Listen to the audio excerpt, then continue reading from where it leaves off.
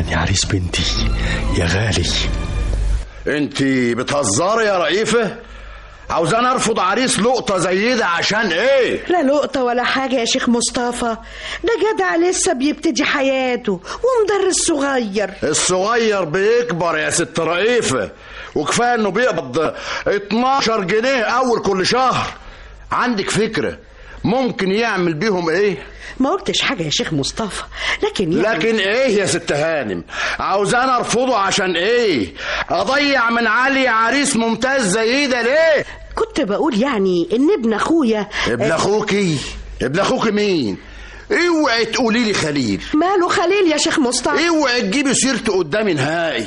ايه اهو ده اللي كان ناقص. عاوزاني اني الشيخ مصطفى المفتش في وزارة المعارف العمومية احط ايدي في ايد عسكري واجوزه بنتي؟ بس العسكري ده يبقى ابن اخويا يا شيخ مصطفى. حتى لو كان ابن اخويا اني برضه لا دي بنتي، ولازم احافظ على مستقبلها، اديها الواحد من مقامها. وهو خليل عيبه ايه بس؟ ما هو بيذاكر وبكره هياخد التوجيهية ويدخل الجامعة. كلام كتير مش عايز يا رئيفة، انا اديت الراجل كلمة وانتهينا. حرام يا شيخ مصطفى، خليل كان معشم ياخد عالية بس كان مكسوف يكلمك يا راجل. ما لكنش، وكويس انه ما عملهاش وكلمني، لان ساعتها كنت هطرده من بيتي.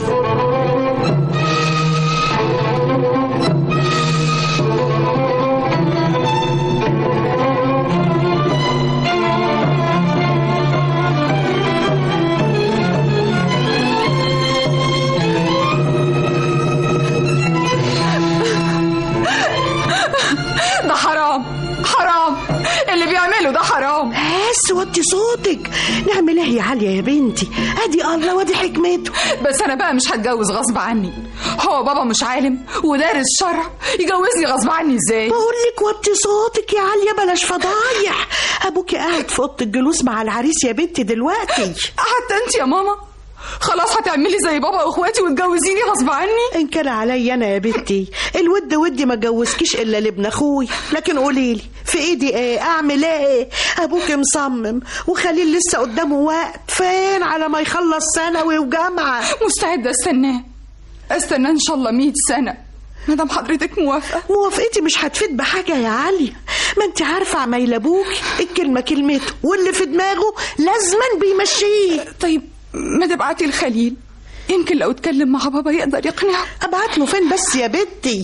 انت مش بتقولي انه سافر اسكندريه مع الباشا رئيس الجيش؟ ارجوكي يا ماما ارجوكي، لو مش عاوزين خليل زي بعضه اللي تشوفوه، بس تجوزوني غصب عني. لا ده ما يرضيش ربنا ابدا. طب بس اهدي بقى، اهدي وما تعيطيش، ما تقطعيش قلبي يا عالية. لو حوجت هموت نفسي، لكن ما اتجوزش غصب عني. يا خراشي عيب يا بنت ما تقوليش كده. بس يا حبيبتي ما تعيطيش، واللي ربنا يقدرني عليه انا هعمله.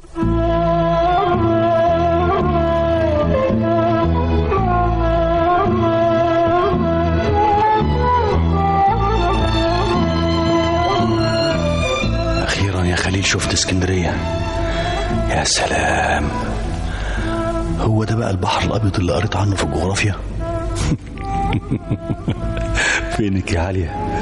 حق لو غمض عيني وافتحها ولاقي جنبي نتفسح على البلاج زي الشبان اللي حواليا. يا ترى عامله ايه في غيابي يا عالية؟ يا فتح يا عليم، ده معالي الباشا رئيس الأركان، ايه اللي جابه دلوقتي على البلاج؟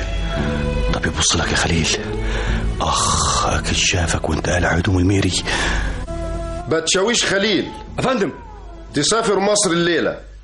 ده انا لسه واصل مع الباشا في العربيه من ساعتين. دي اوامر الباشا، تركب قطر الساعه 6 وترجع مصر. بس احنا دلوقتي الساعه 5. قدامك ساعه تغير هدومك والعربيه هتوصلك للمحطه.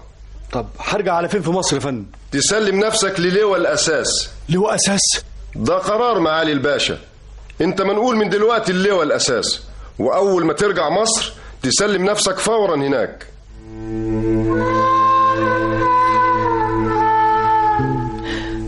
حبيبي يا ابني، كان لك فين ده كله بس يا ضنايا؟ وبعدين يا عيشة احنا هنقعد نندب كده ولا نفكر هنتصرف ازاي؟ هنتصرف ازاي يا شيخ حسن؟ اختك بتقول في الجواب ان الشيخ مصطفى مصمم على العريس اللي متقدم لعلي، وخليل يا كبدي يا ابني مش حمل جواز دلوقتي، واحنا يعني انت بتقفليها ليه يا عيشة؟ ما تسيبينا افكر، يمكن الاقي طريقته بس اللي هتلاقيها يا اخوي. معاك فلوس عشان تساعد ابنك وتدفع له المهر والشبكه؟ معانا منين يا عيشة؟ ما انت عارفه البير وغطاه، ده لولا القرشين اللي بيبعتهم خليل كل شهر كنا متنا كلنا بالجوع. يبقى ما فيش داعي نتعلق في الحبال الدايبه ونضحك على روحنا يا شيخ حسن. ابعت يا اخويا الرئيفه اقول لها الكلام ده. هقول الكلام ده برضو يا عيشة؟ اقول لرئيفه جوزي بنتك لواحد تاني غير خليل اذبح ابني بايدي؟ ولا انت يعني مش عارفه قد ايه بيحب عاليه من صغره؟ عارفه يا شيخ حسن عارفه، والبنت يا كبدي اذا كان عليها رايده من صغرها، لكن هنعمل ايه؟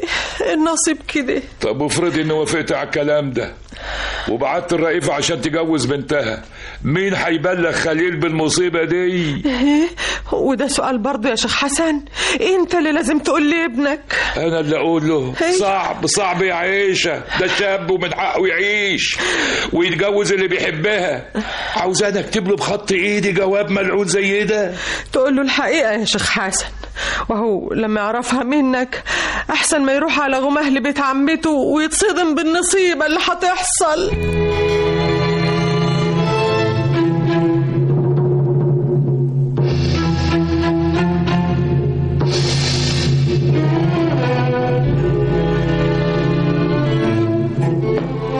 اتفضل يا فتشواش خليل، الجواب ده جالك في بوسطة النهارده. بقول لك ايه؟ نعم. ما تروح تعمل لي كوبايه شاي حلوه زيك. ايه من عينيا الاثنين يا بتشويش خليل يا سكره. ده خط ابويا، لازم محتاج لقرشين زياده. ولدنا الحبيب خليل مش عارف ابتدي الكلام ازاي واقول لك ايه، لكن لازم تعرف اللي حصل ومني انا بدل ما تعرفه من حد غريب. ومع اني عارف انك بتستعد لامتحان الثقافة، لكن انا واثق من رجولتك، ودي مش اول ازمة تواجهها وتخرج منها برجولة. عليا اتخطبت يا خليل. انا عارف ان الخبر هيكون صعب عليك، لكن لازم تواجه برجولة زي ما عودتني. اللي راح يا ابني. بص مستقبلك. عليا اتخطبت. الله، ايه ده؟ الحقوني يا رجاله، الحقوني ما تسويش يا رجاله. انا عارف انك بتستعد لامتحان الثقافة، لكن انا واثق من رجولتك، ودي مش اول مرة او مش اول ازمة تواجهها وتخرج منها برجولة. عليا اتخطبت يا خليل. انا عارف ان الخبر هيكون صعب. عليا اتخطبت. ايه ده؟ الحقوني يا رجاله، الحقوني ما تسويش يا رجاله. ماله البتشاويش يا محمود؟ ماله؟ بسرعه، لا حول ولا قوه الا بالله. لا حول ولا قوه الا بالله. الدكتور بتاعنا، الدكتور يا رجاله الحقونا.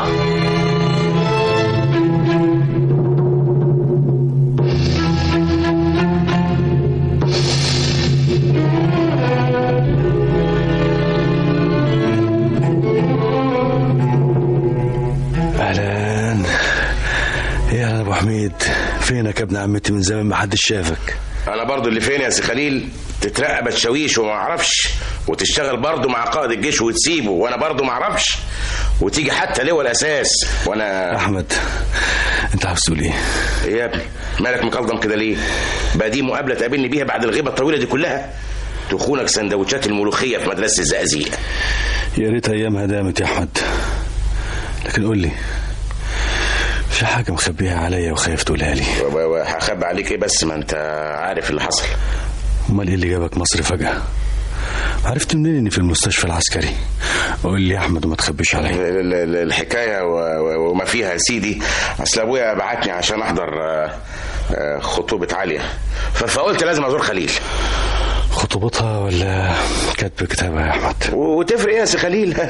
لكن صدقني الحكايه قرايه فتحه وشبكه وبس، كاتب الكتاب والفرح قدامهم سنه. ربنا يهنيها يا احمد. عليا بنت حلال وتستاهل كل خير، ولو ان ابوها الله يسامحه طعنة مش هفوق منها. تبقى مش خليل ابن خالي اللي اعرفه. انت عاوزني اعمل ايه يا احمد؟ انت مش عارف حالي تبقى بالنسبه لي ايه. عارف يا خليل، بس عارف كمان انك طول عمرك راجل، وازمه زي دي لازم تخليك تصمم على اثبات وجودك، مش تضعف وتنهار. طمن يا احمد، صحيح ان الخبر كان صعب عليا، لكن ابن خالك راجل الحمد لله، لسه ماشي في طريقي. صحيح خدت اول ملحق في حياتي، لكن المهم اني نجحت في الثقافه، والسنه دي هدخل التوجيهيه، ولازم اخدها بمجموع كبير، ولازم ادخل الجامعه. اهو كده تبقى خليل ابن خالي اللي اعرفه. ولو اني عايز اشور عليك شوره كده، ويا ريت تسمع كلامي. اسمع كلامك في ايه؟ ايه رايك لو تقدم في الكليه الحربيه؟ انا؟ وليه لا؟ انا قريت في الجرايد انهم هياخدوا دفعه في الحربيه بالذات وبالثقافه. ليه ما تقدمش وتجرب حظك؟ يا احمد ما تضحكش على روحك. الدفعه اللي بتتكلم عنها دي محجوزه لولاد البشوات، واللي هيدخلوا معروفين بالاسم من قبل ما يتقدموا. وفيها ايه لما تجرب؟ مش جايز الحظ يضرب وتلاقي نفسك بعد سنتين ظابط قد الدنيا، بدل ما تذاكر توجيهي وتدخل الجامعه ويا عالم بقى تكمل ولا لا؟ هفكر يا احمد. والله انا لو منك لعملها من الصبح على الاقل عشان ترد القلم اللي اداهولك الشيخ مصطفى. واكيد لما يعرف انك دخلت الحربيه وهتبقى ظابط هيضرب نفسه 30 قلم ويقول له يا ريتني ما عملتها. ولو اني مش متحمس للفكره، لكن هجرب يا احمد.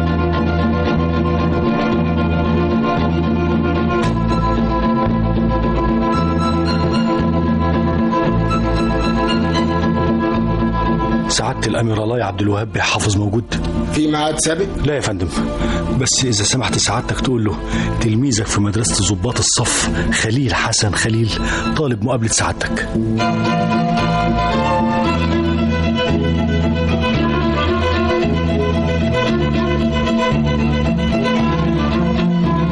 أهلا يا خليل، أخبارك إيه دلوقتي؟ الحمد لله يا فندم. لسه مع معالي الباشا رئيس الأركان؟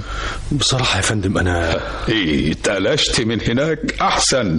الأماكن اللي زي دي الخدمة فيها خطر، خصوصا بالنسبة لواحد فلاح زيك عنده كرامة. يظهر كده يا فندم، والحمد لله ان الحكايه رست على لواء الاساس. واخبار دراستك ايه؟ خدت الثقافه. برافو برافو يا خليل، شد حيلك علشان تاخد التوجيهيه وتدخل الجامعه زي ما كنت بتحلم دايما. الحقيقه يا فندم انا جاي لسعادتك عشان تساعدني. قوي قوي يا خليل، انت شاب ممتاز وكلك طموح، وانت عارف اني معجب بيك من ايام مدرسه ضباط الصف. ما هو ده اللي شجعني يا فندم. أنا جاي أطلب من سعادتك تتوسط لي في دخول الحربية. عاوز تدخل الكلية وتبقى ضابط؟ إذا ما كانش عندي سعادتك مانع يا فندم. أبدا أبدا، بالعكس، اللي زيك لو دخل الكلية هيبقى طالب مثالي وضابط ممتاز. بس لو تسمع نصيحتي بلاش. ليه يا فندم؟ في مانع؟ مفيش مانع ولا حاجة، بس مستقبلك في الجامعة أحسن وأوسع بكتير. اسمع كلامي واستمر في سلك التعليم المدني. أمر سعادتك يا فندم. انت باين عليك مش مقتنع.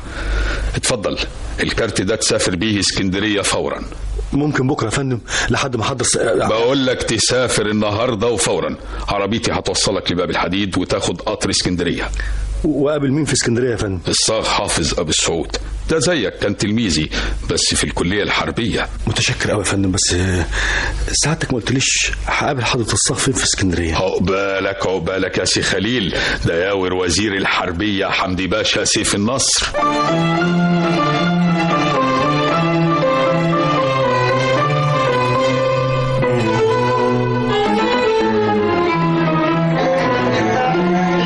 خلاص يا عم احمد، روح انت بقى. يا ابني انت بتزحلقني ليه؟ انت ناسي ان انا صاحب الفكره؟ وقول لا انا كان زمانك دلوقتي مكفي على كتب التوجيهيه. وهات يا دح. ما تفرحش قوي كده، ده الحكايه لسه يعني مشروع. يا صح يا خيب. انت مش عايش يا ابني في البلد دي ولا ايه؟ انت معاك كارت لياور الوزير شخصيا، يعني مقبول من قبل ما تقدم كمان. ما اخبيش عليك يا احمد، انا مش مرتاح للحكايه دي. كان نفسي اكمل وادخل الجامعه، بس انا بقى الدنيا مش سايعاني من الفرحه، وقبل ما اسافر بلد لازم ارجع لخالتي رئيف. عشان ايه يا مجنون؟ عشان اكد على جوز خالتي الشيخ مصطفى وافقع له مرارته قبل ما اروح.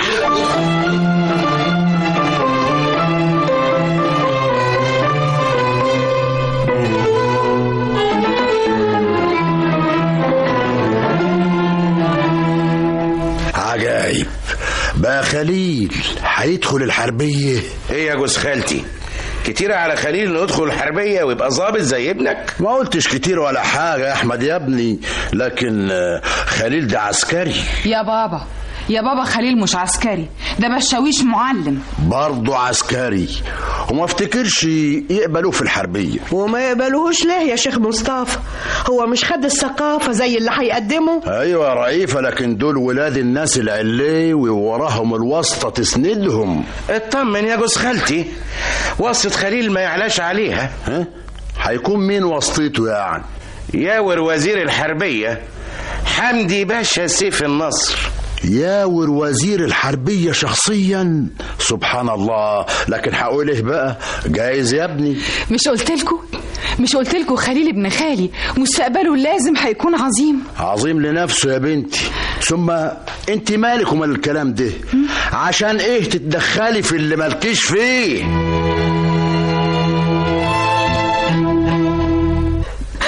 انا عملت ايه يعني عشان يحرجني قدام احمد؟ اعذريه يا بنتي، ما انت مخطوبة يا عالية، وما يصحش تتكلمي عن حد تاني غير خطيبك بالطريقة اللي اتكلمت بيها قدام ابوكي. هو انا كنت بتكلم عن حد غريب ولا خليل ده يعني مش ابن خالي؟ بس انت مخطوبة دلوقتي، مخطوبة لواحد غيره يا حبيبتي، وابوكي خايف عليكي وعلى سمعتك. وهي الدنيا يعني كانت طارت عشان تخطبوني لواحد معرفوش؟ اهو خليل اللي ما كانش عاجبكم هيدخل الحربية ويبقى ظابط. ده نصيب يا عالية، واللي مكتوب لك يا ضنايا هتشوفيه.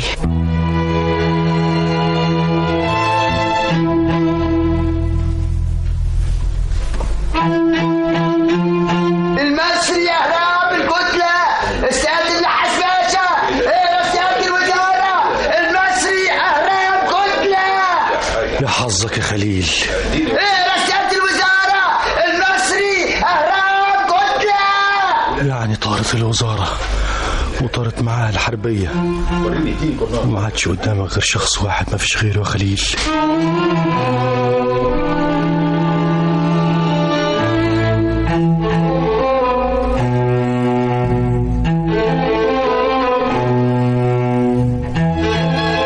ايوه انا عاطف البرقوقي.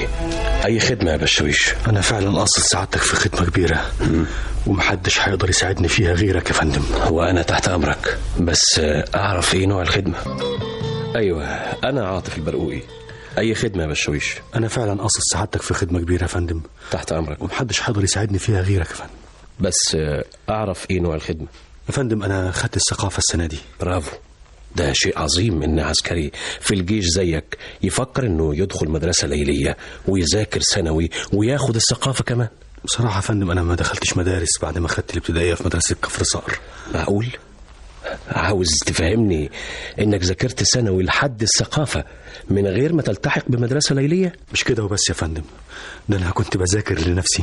ياه، من غير مدرس نهائي؟ مكره لا بطل يا فندم، لأن المدرس عاوز فلوس ومرتبي يدوب يصرف على والدي ووالدتي وأخواتي الخمسة، وبالعافية بقدر أوفر ثمن الكتب ورسوم الامتحان من منازلهم. لا ده أنت أسطورة بحالك. وعلى العموم أنا تحت أمرك يا خليل. قل لي عايز إيه بالظبط؟ عايز أدرس توجيهي أدبي تحت إشراف سعادتك. هنا في مدرسة شبرا الثانوية؟ يا ريت يا فندم، لأني مصمم أخد التوجيهية بمجموع كبير عشان الجامعة تديني مجانية. ما عنديش أي مانع أقبلك في المدرسة، لكن يا ترى هتسيب الجيش وتتفرغ للدراسة؟ مستحيل يا فندم أسيب الجيش. هاكل منين أنا والناس اللي في رقبتي؟ دول 7 غير يا فندم. أمال هتحضر الدراسة إزاي؟ ممكن في الجيش يسيبوك بالنهار؟ أيوة يا فندم ممكن، إذا تحولت من لواء الأساس لإدارة التدريب العسكري. فهمت.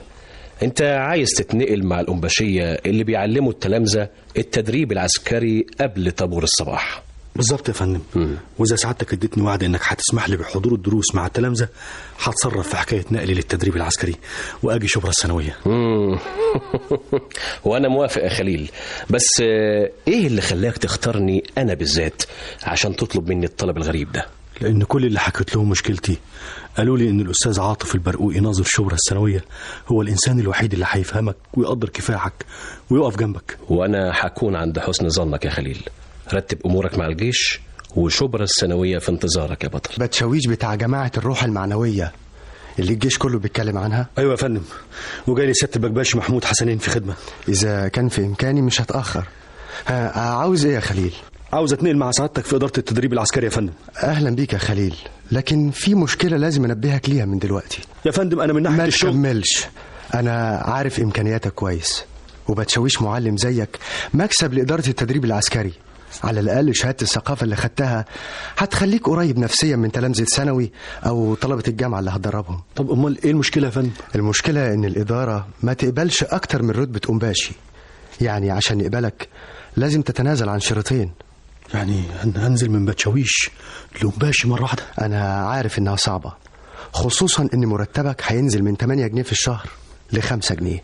هي مشكلة فعلا يا فندم، خصوصا وانا محتاج لكل مليم في مرتبي عشان اصرف على عيلتي واكمل تعليمي. فاهم يا خليل، وعلى العموم فكر على مهلك، ولو قررت تيجي عندنا انا والإدارة بنرحب بيك.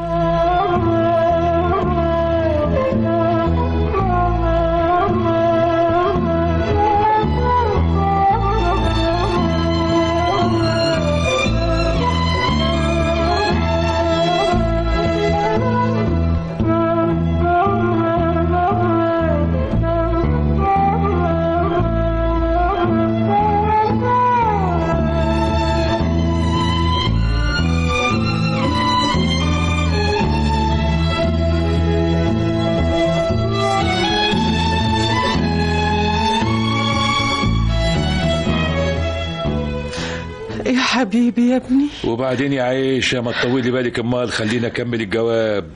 انا محتار يابا ومش عارف اعمل ايه. لو فضلت في لواء الاساس عشان احافظ على رتبتي وال8 جنيه اللي بقبضهم كل شهر، مش هقدر اخد التوجيهية السنة دي، ولو كان حظي كويس وخدتها مش هقدر اجيب المجموع اللي يديني المجانية في الجامعة. خلاص يا حسن، خلاص يا اخوي، قول له يكمل المشوار واحنا لينا رب يتولانا. معاك حق يا عيشة، خليل لازم يكمل، حرام انه ضيع مستقبله عشان يوكلنا. انا عارف ايه اللي هتقوله انت وامي، وعارف انكم هتبصوا لمستقبلي ولو على حسابكم، لكن مش قادر اعملها، لان نقلي لإدارة التدريب معناها ان مرتبي هينقص 3 جنيه مرة واحدة، وانا ما اقدرش اقصر في حقكم، ما اقدرش اتخلى عن الامان اللي ربنا اتمني عليها. ارجوك يابا نور لي طريقي، انصحني، قول لي اعمل ايه. انا محتار بين واجبي ناحيتك انت وامي واخواتي وبين مستقبلي.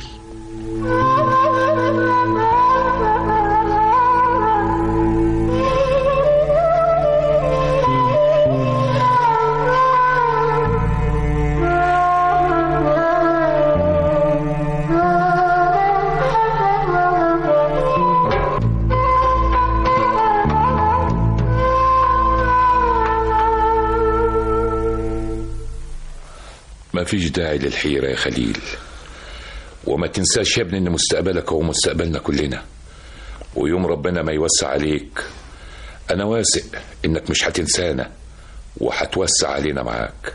يعني ايه يابا؟ عاوز نعملها؟ توكل على الله يا ابني، اوعى تتردد، دي فرصة العمر، اوعى تسيبها يا خليل. طب وانت يابا وامي واخواتي؟ ده مرتبي هينقص كتير، دول 3 جنيه هيطيروا مني. ما تنساش يا ابني اننا عشنا ب45 قرش اول ما اشتغلت في الوسية. فاكر وسية تاك يا خليل؟ فاكرها يابا، وهربت منها لقيت في جيش الملك وسية اوسع واشد في قسوتها على اللي زيي. هانت يا خليل يا ابني، لازم تكمل مشوارك، لازم تكمل تعليمك، نهاية الرحلة قربت يا ابني، واللي يفيد من مصاريفك هيكفينا وزيادة، بس لازم تكمل وتدخل الجامعة.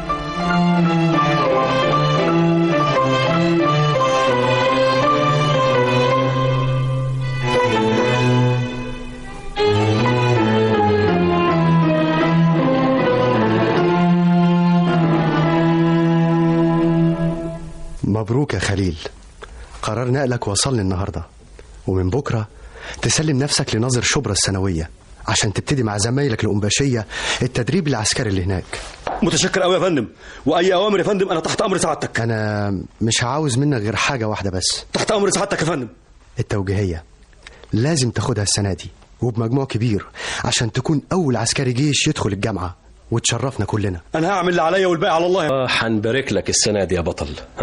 بس خلي بالك من حاجه مهمه قوي. خير يا فندم؟ انت عارف طبعا انك راجل عسكري، وحضورك للدروس مع التلامذه ممنوع من الناحيه القانونيه. عارف طبعا يا حضره الناظر، والبركه في سعادتك. انا هتحمل مسؤوليه حضورك الدراسه، بس بالملابس المدنيه.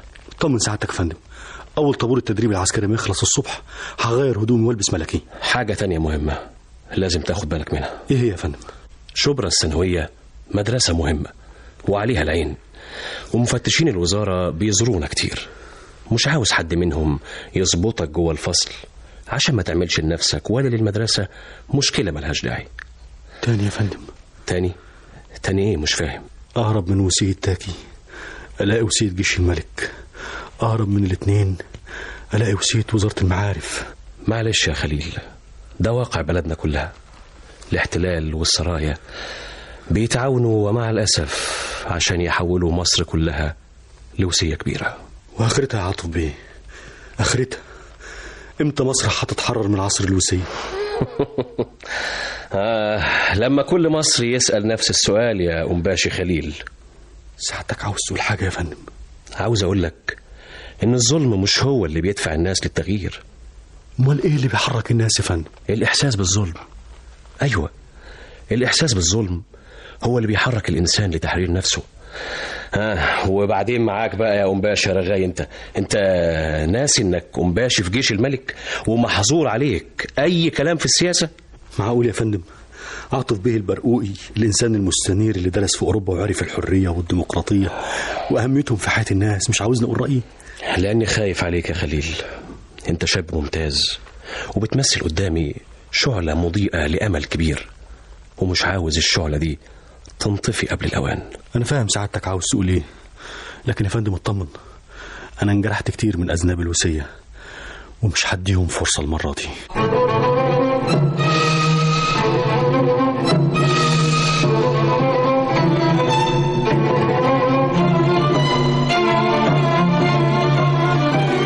يسقط الثمار! يسقط الثمار! يسقط الثمار! يسقط الثمار! الاستقلال بتاعنا أول ما وتصام! الاستقلال بتاعنا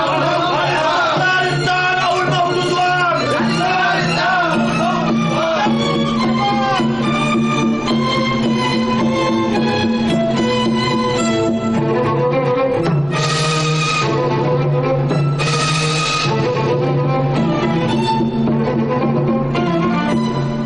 هو ده اتفاقنا يا خليل؟ بدل ما تهدي الطلبة بتحرضهم على الإضراب وتقود المظاهرة بنفسك. أهديهم إزاي يا فندم والبلد كلها بتغلي ضد الإنجليز؟ هو أنا مش مصري؟ طبعا مصري وكلك حماس وطنية، لكن ليك ظروفك الخاصة كأمباشي في الجيش. يا فندم الاستعمار هو أساس كل مصيبة ببلدنا، هو اللي بيجيب الفساد والخواجات اللي بيستغلونا. أنا عارف جرحك القديم ومقدر مشاعرك، لكن مفيش داعي للتهور عشان ما تحرجنيش وتضيع على نفسك فرصة العمر. الامتحانات قربت ولازم تنجح يا خليل.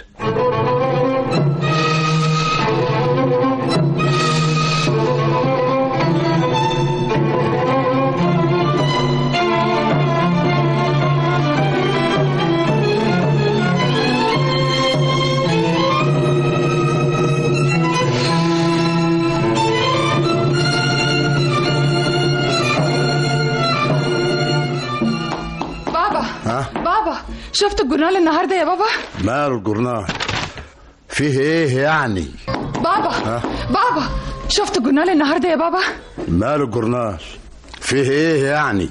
نتيجة التوجيهية ظهرت. الله، وانت يهمك ايه من نتيجة التوجيهية؟ خليل نجح. ايه؟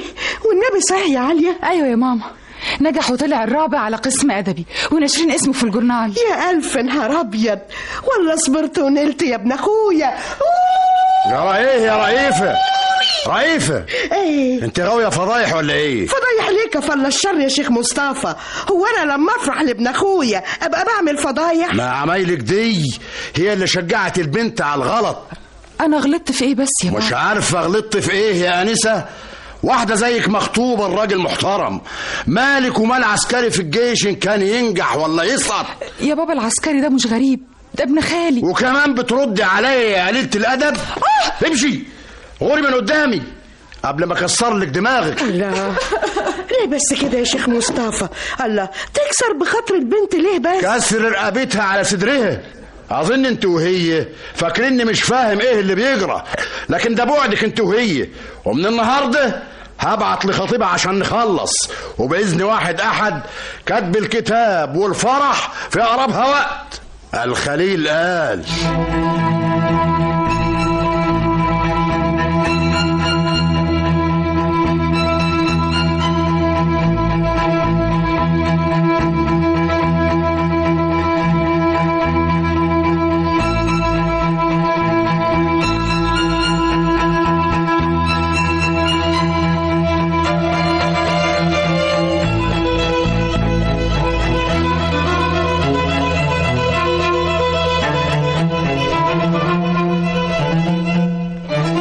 وش معنى اسكندريه يعني؟ ما قدامك جامعه في مصر، ايه يعني اللي هيوديك اسكندريه يا سي خليل؟ في حاجه هناك؟ مش عارف اقول لك ايه يا احمد، لكن عاوز ابعد عن مصر. عشان عاليه؟ وايه اللي فكرك بيها دلوقتي؟ بيتهيألي انك لسه بتحبها. وافرض، ايه فايده الحب من غير امل؟ وايه اللي يخليه بس من غير امل يا سي خليل؟ جوز خالتك يا سي احمد، ولا ناس الشيخ مصطفى ورايه فيا؟ بس عاليه بتحبك وانت عارف كده كويس. عاليه زي يا احمد، مغلوبه على امرها ومفيش في ايديها حاجه.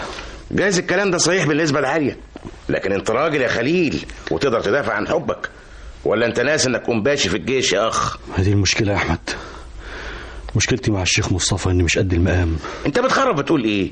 ده انت معاك التوجيهيه، فاهم يعني ايه التوجيهيه؟ وطالع الرابع على القطر الله، وداخل الجامعه كمان، يعني هتاخد الليسانس. ريح روحك يا احمد، جوز عمتي رئيفه مش ناسيلي اني كنت كاتب انفار في وسيتاكي، ولو خدت الدكتوراه مش الليسانس برضه مش هيجوزني عليها.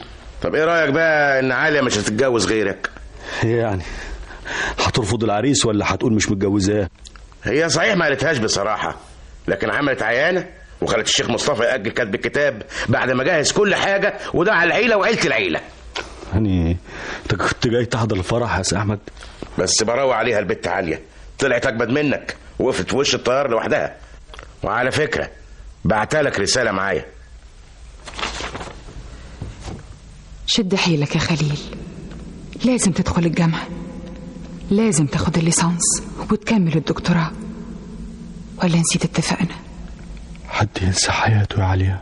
اطمن يا ابن خالي، عليا هتستناك على قد ما تقدر، وادعيلي ادعيلي ربنا يقويني وقاوم زي ما بدعي لك علشان تحقق كل اللي حلمنا بيه سوا. ما قالتش حاجة تانية يا أحمد؟ أيوة يا خليل، آخر كلمة قالتها لي وأنا بسلم عليها. أمانة عليك يا أحمد تقول له ما يزعلش مني لو اتكتروا عليا وجوزوني غصب عني، حتى لو حصل. قول لخليل يكمل مشواره، قول له عليا بتقولك اوعى تضعف يا خليل، لازم تكمل. على الأقل ساعتها هحس ان أحلامي ما ضاعتش كلها، وكفاية عليا ان أغلى حاجة حلمت بيها اتحققت يوم اسمع ان خليل نجح وبقى إنسان عظيم. حتى لو كانت اللي هتشاركه النجاح واحدة غيري. طمني عليها، خليل مش هيضعف ومش هيخون الحلم اللي حلمته سوا. صحيح يا ابن خالي؟ ايوه يا احمد، من بكره هسافر اسكندريه واقدم ورقي في كليه الحقوق.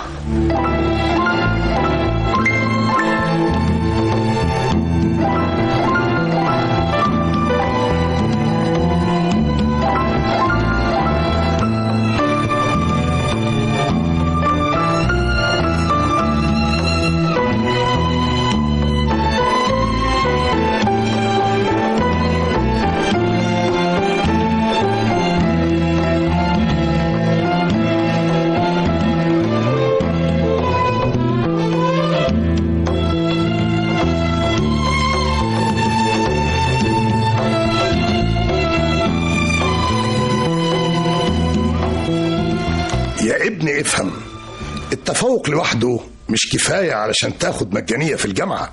يا سعادة العميد ده انا واخد 83% وطالع الرابع في التوجيهية. برضه مش كفاية، لازم تقدم الشهادة اللي تثبت انك تستحق المجانية. طب ودي تطلع ايه يا دكتور؟ شهادة فقر.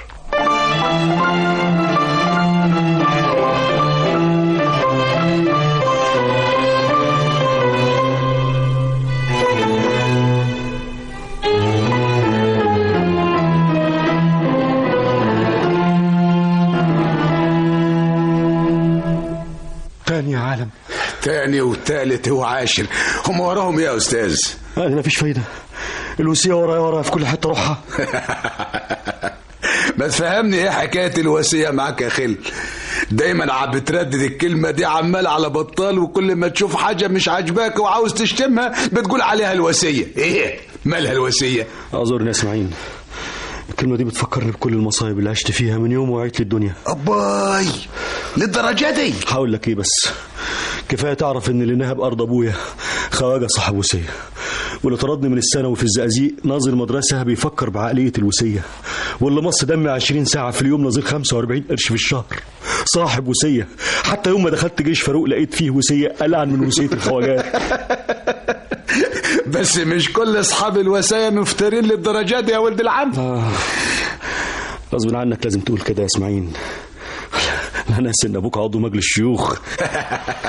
بلا خيبة، دي الحكاية كلتها منظرة، ويا دوب عايشين قدام الخلق في جبل بالعافية. بس على الاقل ابوك بعت لك فلوس تأجر بيها شقة وتدفع مصاريف الكلية من غير ما تدور على حد يعمل لك شهادة فقر. ولا يهمك يا ولد، عم محمود الفراش سيد من يزور لك شهادة فقر ما تخرش المية. المهم هتسكن فين يا ولد عم حسن؟ من الناحية دي ما تشغلش بالك، زملائي ومباشية التدريب العسكري في الكلية وافقوا اني انام واذاكر في اوضه التدريب. أباي وعتنها يا ولد، شهادة فقر عشان المجانية وحنزورها تمام التمام، سكن ببلاش. ايه ناقصك ايه علشان تذاكر دروسك زي الموس وتاخد جيد جدا بالقليل؟ ده لازم يحصل يا اسماعيل، لازم.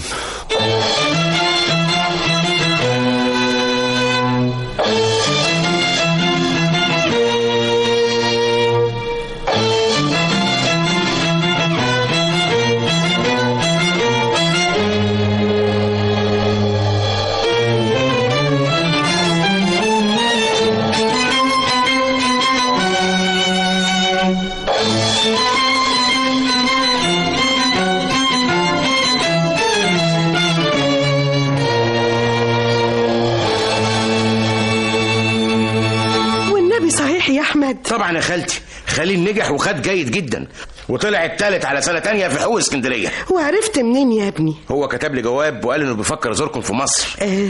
طب ما تخليه يأجل حكاية الزيارة دي دلوقتي يا احمد على الاقل. ليه يا خالة رئيفة؟ في حاجة؟ ما خبيش عليك يا ابن اختي، انا وعليا بنحاول نأجل الفرح على قد ما نقدر. طب ما ده خبر كويس يا خالتي، ايه اللي مخوفك امال؟ انت عارف الشيخ مصطفى ما بيحبش خليل، ولو شافه هنا في مصر هتطلع في دماغه ويعجل بكتب الكتاب، واحنا ما صدقنا ننيم الموضوع لحد ما تفرج. خلاص يا خالة، هكتب لخليل واقول له يأجل زيارته لمصر.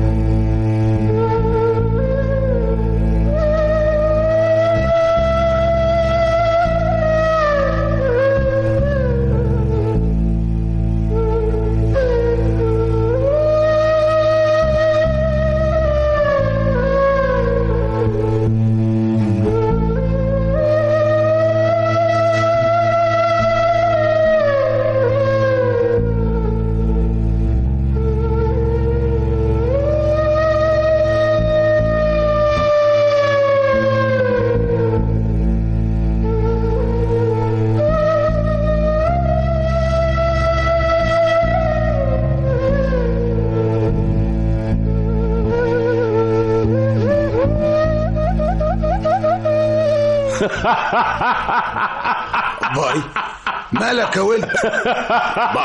ما تقول لي يا ولد عمي في ايه؟ اتكلم يا ولد، هتضحك زي المجانين ليه يا ولد عم حسن؟ الوصية يا اسماعيل يا صاحبي، الوصية بتطردني بوحشية. يظهر ان مفيش فايدة من المقاومة، ولازم ارفع الراية البيضاء.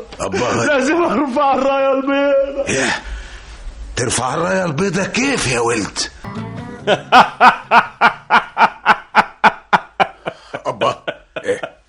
مالك يا ولد؟ مالك قول؟ هتضحك زي المجانين ليه يا ولد عم حسن؟ الوصية يا اسماعيل الوسية بتطردني بوحشية. يظهر اني مفيش فايدة ولازم ارفع الراية البيضة. ولازم ارفع الراية البيضة. ترفع الراية البيضة؟ كيف يا ولد؟ خد يا اسماعيل اقرا. ايه ده يا ولد العم؟ جواب بعتولي احمد ابن عمتي.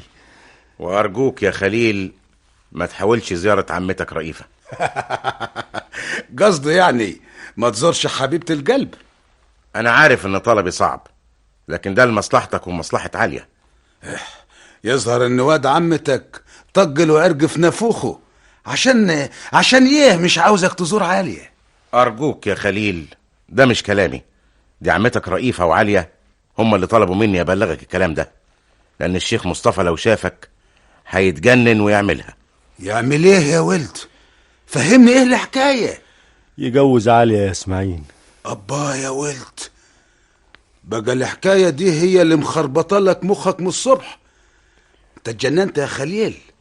هتهد كل اللي بنيته وهتقول لي عبطل دراسة عشان جوازها؟ فهمني يا اسماعيل، عالية بالنسبة لي مش مجرد بنت حبيتها وبحلم اني اتجوزها وبس. ايه امال هتطلع ايه يعني؟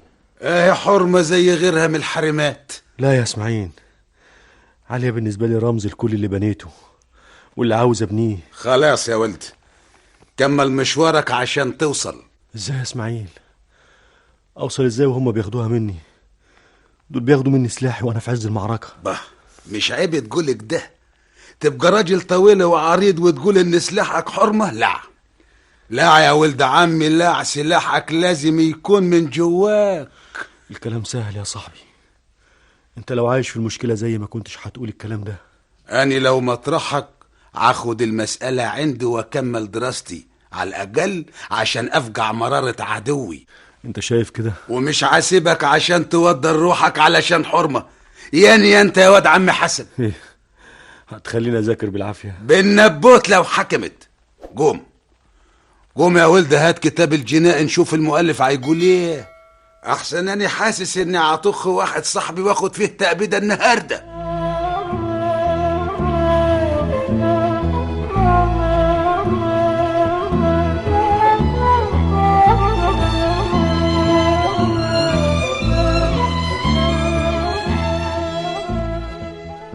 كانت لحظة ضعف رهيبة، كان ممكن أفقد فيها كل اللي بنيته وضيع مني الحاضر ويضيع المستقبل، زي ما ضاع مني الماضي في وسيط تاكي.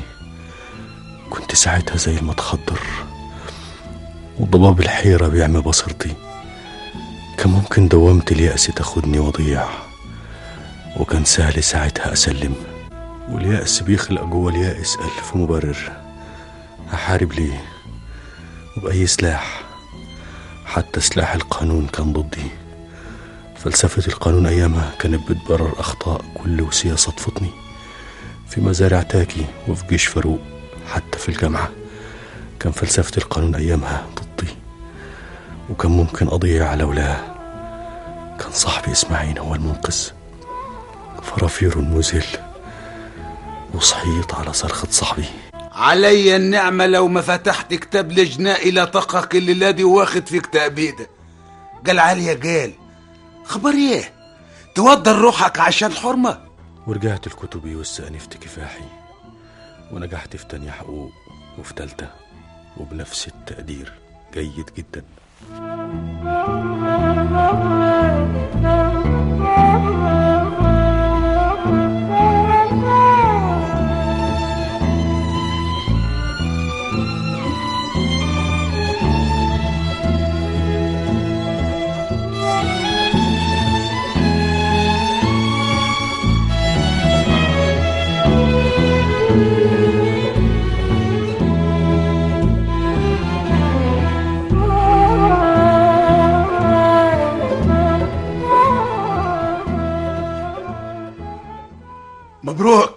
مبروك يا ولد، مبروك. بس تعمل حسابك من النهارده الليسانس لازم تاخده بامتياز. وانت كمان لازم تشد حيلك وتاخد تقدير السنة الجاية. انت اتجننت يا ولد، اخد تقدير كيف وانا يا دوب بنجح بتقدير 10 الغلابة عليك يا كريم. ما انت يا ابن عضو مجلس الشيوخ غلبان، امال انا ابقى ايه؟ انت بتزرع شجرة عيلة يا ولد. شجرة يعني ايه؟ مش فاهم. شوف يا ولد العم، أنا صحيح ولد ناس كبار في قبلي وكلمتهم مسموعة في الحكومة، لكن اللي زي حالاتي مش بعيد إن نار عيلته تنطفي تحت رجليه. طب وأنا بقى يا فليسوف قبلي؟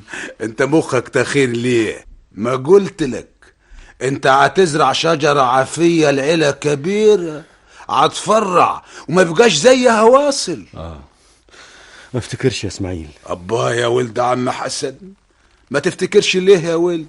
أظن هترجع لحكاية ست الحسن وتعيد وتزيد فيها. لا يا اسماعيل لا، حكاية عليها خلاص وصلت النهاية. ايه هيجوزوها خلاص؟ ايوه، وبعتين يدعوني. تصور ابوها الظالم مش مكفيه انه حرمنا من بعض، بعت يدعيني. ولازم تحضر يا ولد. معقول يا اسماعيل؟ معقول احضر فرح عالية واشوفها وهي بتتزفل واحد غيري؟ معقول؟ لو ولد ابوك ومن ظهره صح لازم تروح وهتوري جوز عمتك انك راجل وعظمك ناشف ما يتكسرش واصل. كويس انك جيت يا خليل. ما خبيش عليك يا احمد، انا جاي غصب عني. فاهم، لكن كده احسن على الاقل عشان تشوف عليها وتسلم عليها. انت اتجننت يا احمد، اسلم عليها ازاي؟ ما تسلمش عليها ليه؟ انت مش ابن خالها؟ ايوه بس انت فاهم الظروف دي، خلاص ارتبطت براجل تاني ولازم اكون حريص عليها وعلى سمعتها اكتر من عريسها نفسه. الناحيه دي كلنا واثقين فيك يا خليل، لكن من حقك انك تودعها يا اخي. لا، مين عارف يمكن تكون دي اخر مره تتقابلوا فيها. بس هتكلم معاها ازاي؟ والبيت زي ما انت شايف مليان معازيم. يا جدع ما تحبكهاش، دي بنت عمتك ومفيهاش حاجه لما تبارك لها في اوضتها قبل ما تخرج. ايوه بس لكن مش جايز انها مش عاوزه تقابلني. لا يا استاذ اطمن، ده هي بنفسها اللي عايزه تسلم عليك. يمين ويسار ومعارك رأي، والكل بيسعى عشان يكسب له مكان في عقول الطلبة. ولقيت نفسي جوه الدوامة، شاركت في أخطر ندوة عن الدين والعلم، ولقيت نفسي فجأة مصر وشعب مصر وبس.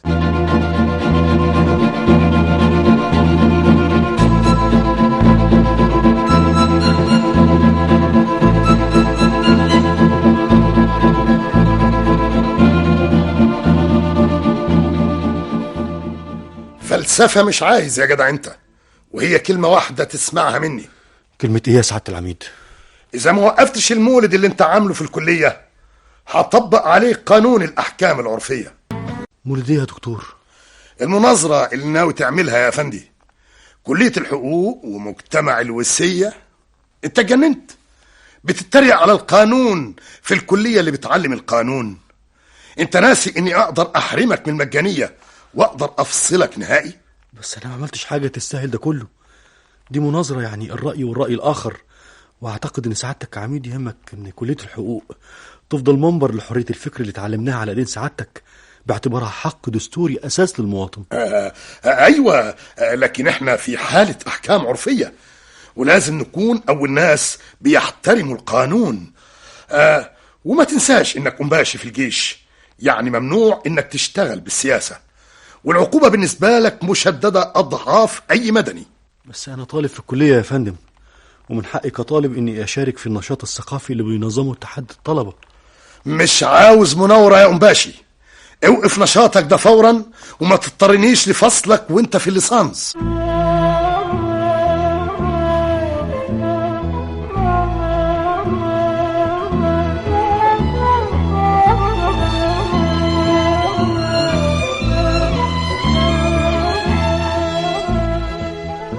عمر العنف ما بيولد غير العنف، والإرهاب دايما بيجر وراه إرهاب أعنف منه. وده مش رأيي لوحدي، دي حقيقة ومعروفة في تاريخ البشرية، وأكدها مصرع محمود فهمي النقراشي. وبموته انفتحت طاقة عنف رهيبة، ولقيت نفسي جوه الدوامة، ولقيت زوار الفكر بياخدوني لعالم سفلي غريب. ساعتها حسيت ان بلادي بحالها وسية كبيرة بيملكها ثلاثي رهيب، سرايا عابدين وسرايا قصر الدبارة وعتاولة إقطاع العن منتاكي. ولقيت نفسي بواجه تهمة عجيبة جدا. انت يميني متطرف. مستحيل، انا بالذات وفي حكم ظروفي مستحيل اكون يميني. تبقى يساري. برضو غلط، لاني ضد الارهاب والعنف الدموي. تبقى متطرف. ضد الغلط. انا مصري وبس، واللي بيغلط في حق بلادي وناسها انا ضده. يمين ما يهمش، يسار ما يهمش، انا ضد الغلطان مهما كان لونه. اسمع بقى، انا مش ناقص فلسفة، كل التقارير بتقول انك متطرف. يلا خدوه من قدامي.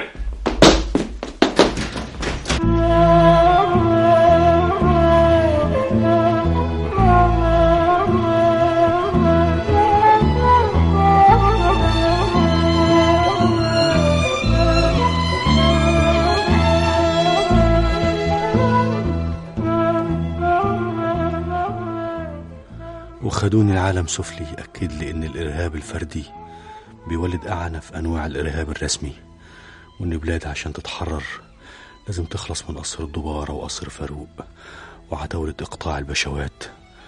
وصحيت من حلم الحرية على صوت أجوف بيقول لي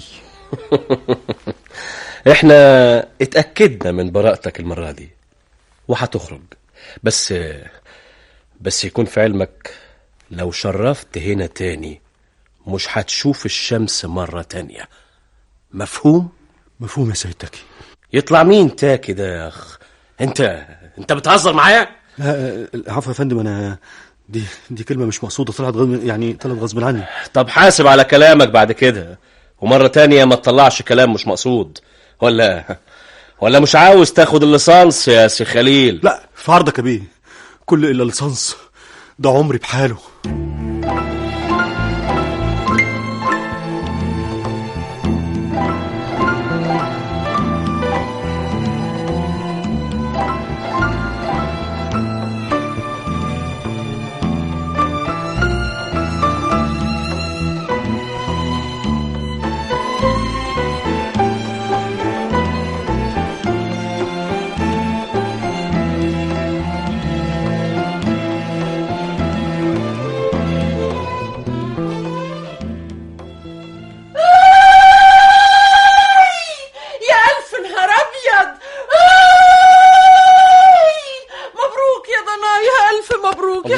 الله يبارك فيك يا أمي، الله يبارك فيك. مبروك يا خليل يا ابني. الله يبارك فيك يابا، كله بركة دعاك انت وامي. حبيبي يا ابني، قول لي يا خليل، هم مش خلاص يا حبيبي هيعينوك وكيل نيابة؟ ما افتكرش يا أمه. ليه يا ابني؟ ده الجرانين كلها نشرت حكايتك. وانت واخد جيد جدا، يعني من حقك تتعين في النيابة قبل اي واحد من زملاتك. بصراحة يابا انا ما عنديش امل في النيابة يعني. ليه بس يا حبيبي ليه؟ هما يعني هيلاقوا احسن منك يعني؟ اللي احسن مني كتير يا أمه، اولاد البشوات والبهوات ما فيش اكتر منهم في الدفعة بتاعتي. بس انت متفوق عنهم يا خليل. التفوق مش مهم يابا. الله، امال ايه المهم يا ابني؟ ان ابويا يكون من اسياد الوسية. كلام اهدى يا خليل، هو ابوك شوية يا ضنايا؟ طب ده انت ابن الشيخ حسن ابو خليل، عين اعيان الرباعي. كان يا أمه كان. انت بتعايرني بفقر يا خليل، يعني دي اخرتها يا ابني. مش انا يابا، دي الوسية هي اللي واقفة في طريقي. مش ناسيالي ان ابويا كان غني وافتقر، يعني نزلت من طبقة الاسياد وبقيت تحت. لا حول ولا قوة الا بالله.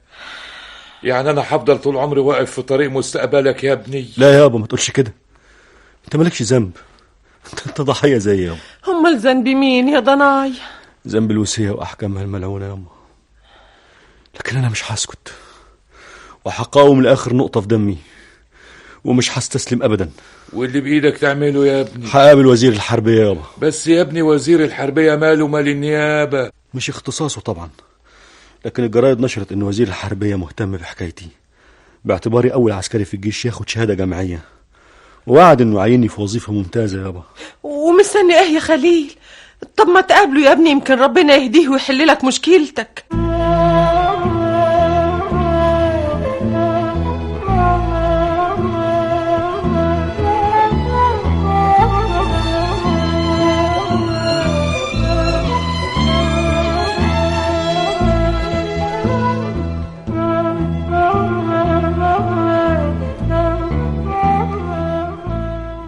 ورحت لوزير الحربية، كانت مقابلته بالنسبة لي آخر طلقة بدافع بيها عن أحلام المستقبل، لكن يا خسارة اكتشفت إنها كانت طلقة مغشوشة في سلاح فاسد زي الأسلحة الفاسدة اللي تسببت في هزيمة جيشنا في فلسطين سنة 48.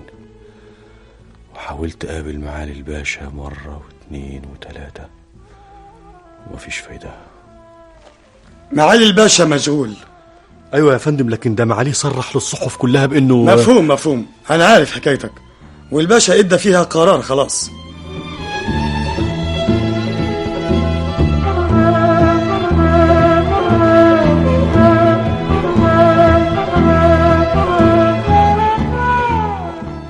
موظف بمكتب التحقيقات بمصلحة الطيران المدني.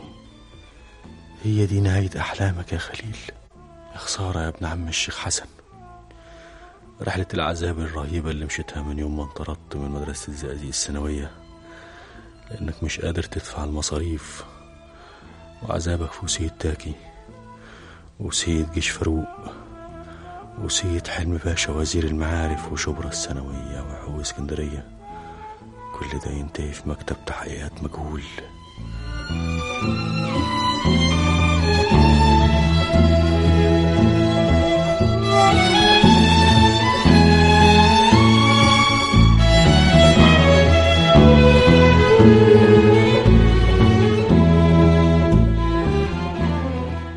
النصيب يا ضنايا، حظك كده يا خليل. يا أما مفيش حاجة اسمها حظ، دي وصية تاكي لسه بتطاردني. خليل خليك عاقل يا ابني وارضى بالموجود لحد ما تفرج. مش هقدر يابا، ما اقدرش اضيع كل اللي بنيته في وظيفة في مكتب تحقيقات. والوظيفة دي عيبها ايه بس يا ضنايا؟ هما مش هيدولك ما هي كويسة. انا ما بدورش على الماهية يا أما، انا بدور على المستقبل، ودي وظيفة ملهاش مستقبل. وبعدين يا خليل انت هتضيع الوظيفة دي من ايدك يا حبيبي. ما تخافيش يا أما، انا قدامي فرصة لو تمت هتعوضني عن النيابة 1000 مرة. صحيح؟ طب فرصة دي يا حبيبي؟ جامعة أسيوط أعلنت عن بعثة للخارج وهقدم فيها. يعني ايه يا خليل؟ يعني لو ورقة اتقبل هسافر انجلترا واخد دكتوراه وارجع أستاذ في الجامعة. ربنا يجعلها من نصيبك يا ابني. بس يعني تفتكر يا ابني ان الجامعة مش هتعمل معاك زي النيابة؟ مش هيقولوا لك انت ابن مين؟ ما اظنش يابا، دي شروط محددة ما فيهاش فرصة للتلاعب، وتقديري في ال4 سنين هيرغمهم انهم يقبلوني، وعلى العموم انا مش هخسر حاجة لو البعثة طارت مني يعني.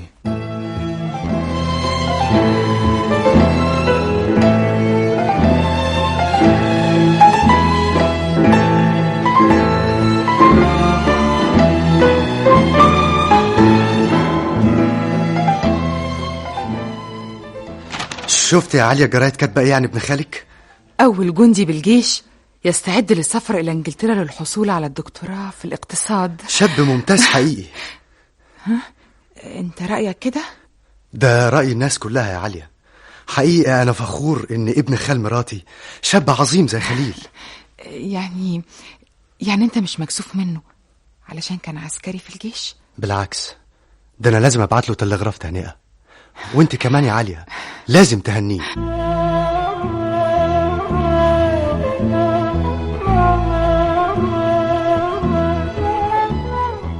مبروك يا خليل، ولازم تكمل مشوارك يا ابن خالي. الدكتوراه يا خليل لازم ترجع بيها لينا كلنا والمصر. كانت برقية عليا وجوزها هي البلسم اللي محى كل جروح الماضي وعذابه، وهي الترياق السحري اللي اداني القوة في لندن لأجل أكمل.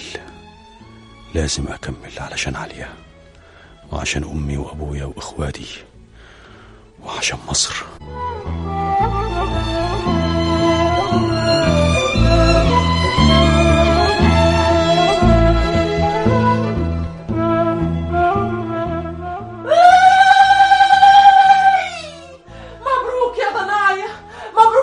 الكبيرة يا حبيبي. مبروك دكتور، مبروك الدكتوراه ومبروك الوظيفة الجديدة يا خليل. الله يبارك فيك يابا، الله يبارك فيك، بس ادعي لي يابا، احسن عندي أول محاضرة بكرة. ربنا يوفقك يا ابني وتبقى أستاذ الأساتذة.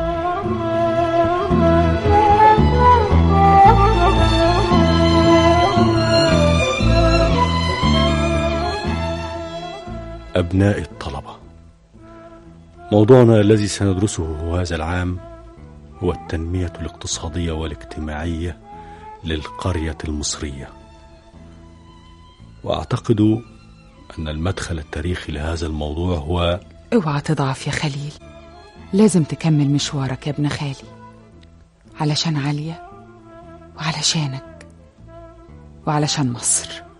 وهكذا يا أبناء الطلبة يتضح لنا أن الخلاص من فكر الوسية هو المدخل العلمي للتنمية الاقتصادية والاجتماعية للقرية المصرية، باعتبارها حجر الزاوية في تحقيق التنمية الشاملة لكل مصر.